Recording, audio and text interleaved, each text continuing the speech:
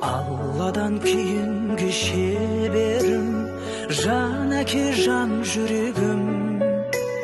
Самғасам күш қуат демегім, сүрінсем тірегім.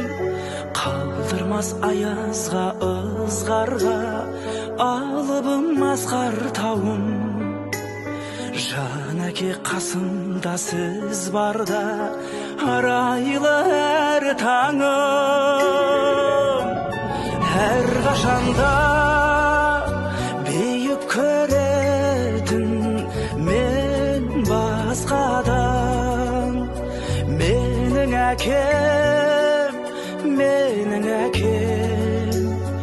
ең жақсы адам. Құрметті әкелер, асқан ұлдар, сіздерді келген мейрам барысына құттықтаймыз. Отбасыларыңызға байлық, өздеріңізге денсаулық тілейміз. Аман болыңыздар.